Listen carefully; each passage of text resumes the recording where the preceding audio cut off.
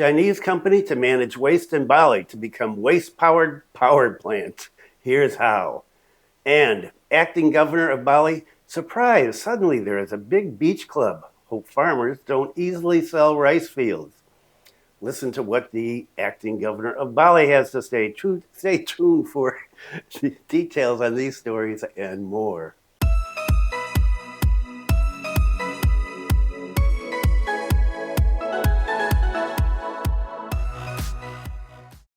Selamat siang. Welcome to the latest news from Bali in Indonesia, and my name is Bruce.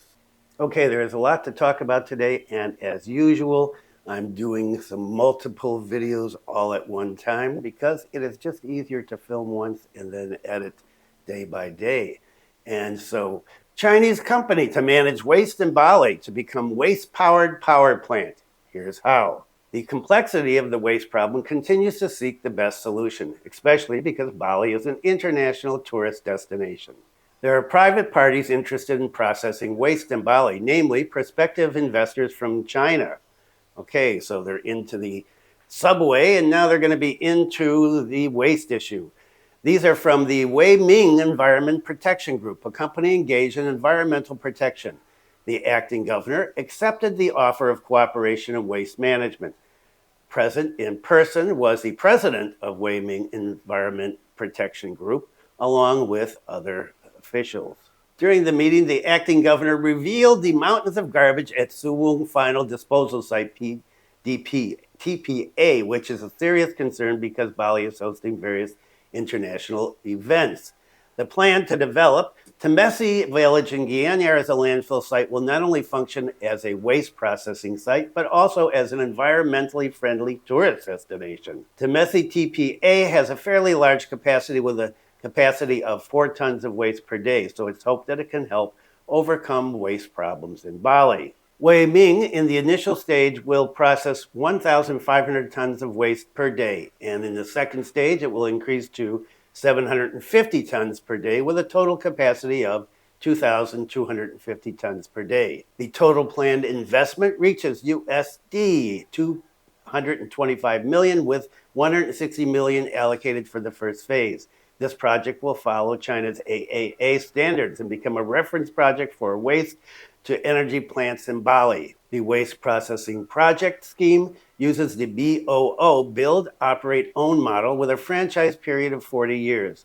After the franchise period ends, the project assets remain the property of Wei Ming Environmental Protection. The acting governor explained that the population of Bali in 2023 was 4.4 million, with the amount of domestic waste 1.229 million tons. Of that amount, 933,000 tons were collected with a collection rate of around 75%. Furthermore, he wants waste processing technology that includes storage and transportation systems, waste incineration, exhaust gas purification, ash processing, electrical instruments, and automatic control systems that are very much needed by Bali to handle waste problems in the future.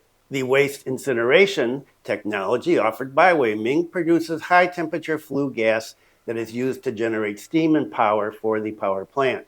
The flue gas is then purified and discharged according to strict environmental standards. At the end of the audience, the acting governor received a letter of intent from the president of Wei Ming Environment Protection Group. And now, an interesting one. The acting governor of Bali, surprised, suddenly there is a big beach club. Hopes farmers don't easily sell rice fields. This is an interesting segment because the acting governor talks about a number of issues. So, hang in there. The Bali provincial government is still proposing a moratorium on delaying or suspending development in the Sarbagita areas. We talked about a number of times.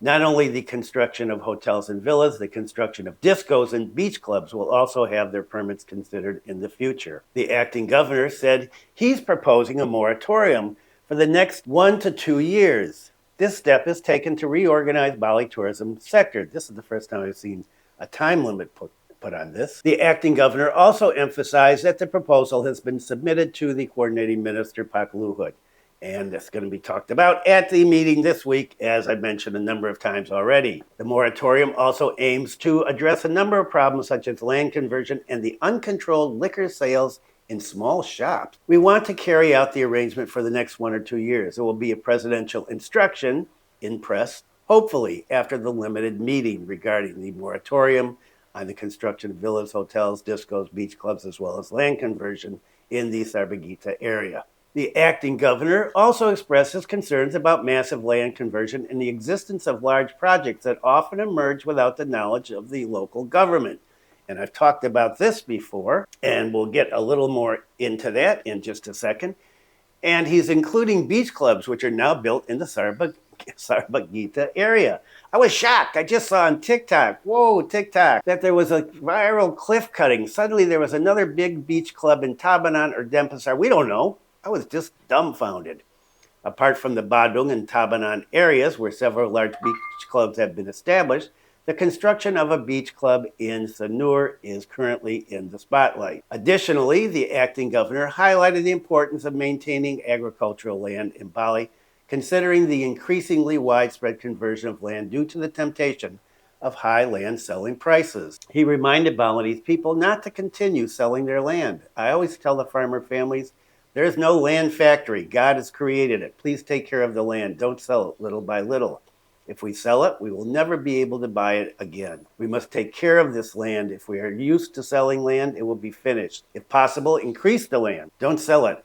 We hope for that so that the Balinese will be hosts in Bali. In other words, you're not going to be selling your land to foreign investors or domestic investors from other islands so that Balinese remain in control of their own land. And getting people to do that is not that easy. We talked about that many times. If you're a rice farmer and you're just scraping by and you get offered a huge amount of money, and people are doing this in cash from what I hear from a friend of mine who is in the real estate business, huge amounts of cash for land. Wow, pretty easy to just say, okay, take it. The moratorium also received support from the chairman of Indonesian Young Entrepreneurs Association. According to him, this moratorium is needed to reorganize the economic sector, especially in terms of asset management and avoiding tax leakage. I strongly agree, he said, with the moratorium. One of the issues I want to raise is also about subleasing, how we control assets that are leased to be leased back. This is also an economic leak, he said. He explained that the development of villas, especially those managed by foreign developers, often does not provide optimal contribution to Bali's regional income. Taxes that should go to the provinces and districts are instead diverted to the central government. Hopefully, with this moratorium, the income that should be received by the province of Bali and the districts can be used efficiently. In addition to talking about land conversion and moratoriums, the limited meeting will also be talking about unruly tourists. And the acting governor also talked about the garbage situation. He said waste management on the island is not yet optimal. Kidding. Although various solutions have been implemented, starting from the integrated waste processing site TPST and TPS3R, in fact, waste problems are not being resolved efficiently. One of the main problems is the accumulation of waste at the Suwung final disposal site in Denpasar, which is of serious concern because Bali is hosting international events. He said, so we've got traffic jams and we've got waste. We've handled this with various patterns such as multi-solution waste management based on sources, TPS3R, TPST, but it has not been completed yet. Some people see waste as having high economic value, which is if it's treated well. But if not, like now, the problem is a headache. He emphasized that the waste problem is actually the responsibility of the district city government in accordance with the regional government law. However, he said it's often the provinces that are pressured to address these issues at a national level. He said, how do I intervene in waste in a district area? That's a big challenge. And as I talked about in another segment, you've got a Chinese company coming in here and they're going to be converting waste into electricity. So we'll have to see how that works out and how long that's going to take. The governor noted, all this can be done in Singapore, so why can't we do it? We're just as good as Singapore. In addition to all these other problems, foreign tourists have become major problems for Bali's tourism industry today. Recently, many foreign tourists have been acting up to the point of going viral on social media. There are even those who commit crimes, such as vehicle robbery. That got a big thing, right? We talked about that the other day. And prostitution, talked about that the other day. And those ladies were just deported, by the way. Regarding to this phenomena, The new Minister of Law and Human Rights, Pak Supratman, asked the staff to tighten up supervision of foreign nationals. And when I was at immigration getting my new key top the other day, there was a big sign out there saying, people acting up, report it here. So we're on alert. We should be on alert about our behavior. And whether you like that or not, we're foreigners here and we're guests, and that's the way it goes. Pak Supratman asked to increase supervision related to foreign nationals whose immigration documents are problematic and whose presence also disrupts public order in MSMEs in Bali. MSMEs, micro, small, medium enterprises.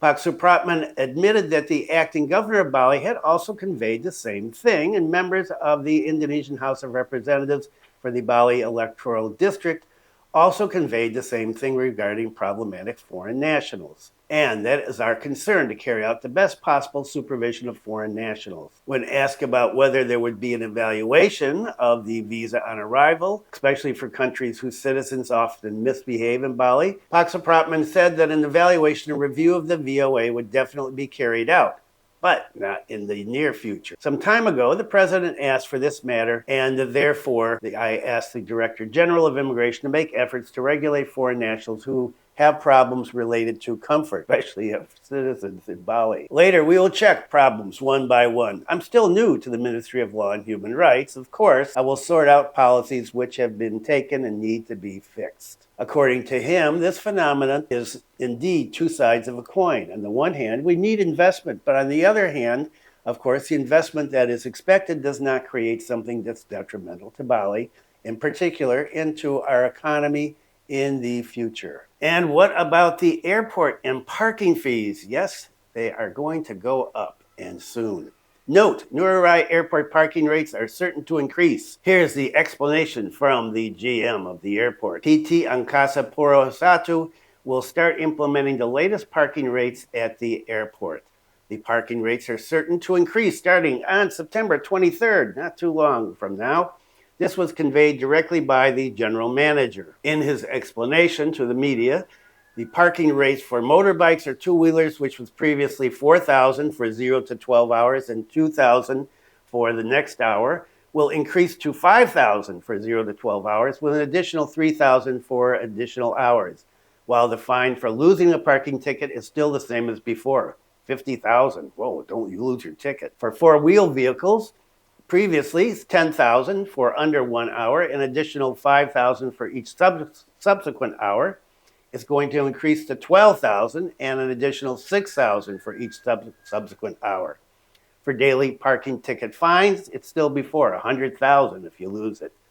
For six-wheel vehicles, it's $15,000 and an additional $5,000 for each hour now, and it will be increased to $16,000 with $6,000 for the following hours. Premium parking rate was previously $30,000 and is now going to be increased to $40,000, while the premium parking rate for the Novotel is still the same as before, which is $60,000. According to the GM, the parking rate adjustment was made to adjust the amount of investment that has been issued. The airport now has added a number of facilities, starting from the widened entrance area, the addition of toll gates, beautified parks to the passenger pedestrian bridge, which is still in the process of being completed.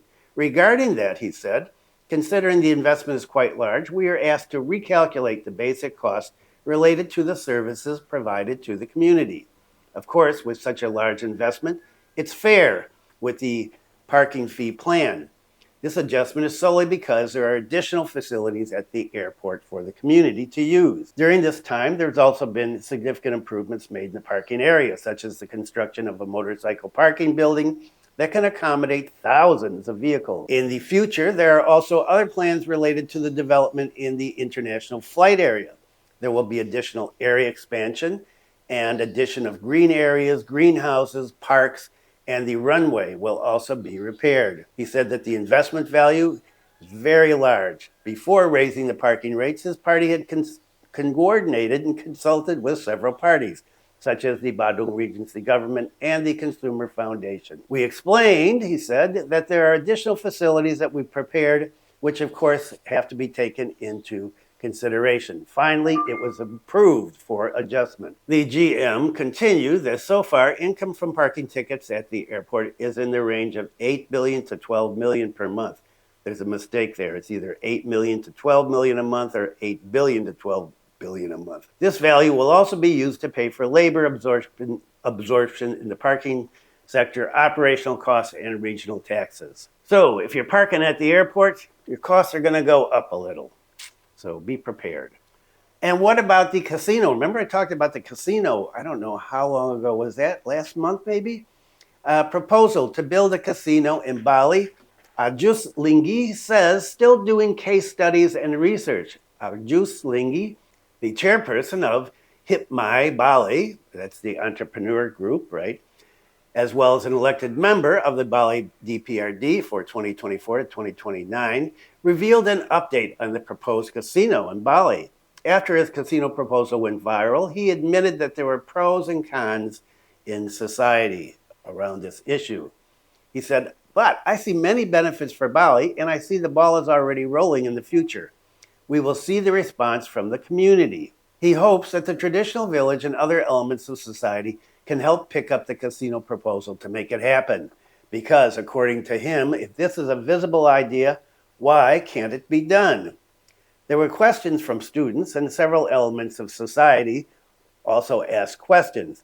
Of course, I challenged the students to make a case study on whether the construction of a Bali casino is feasible to be carried out. He said it would be better to wait for the response from the students who are conducting the case study. How long will the study take?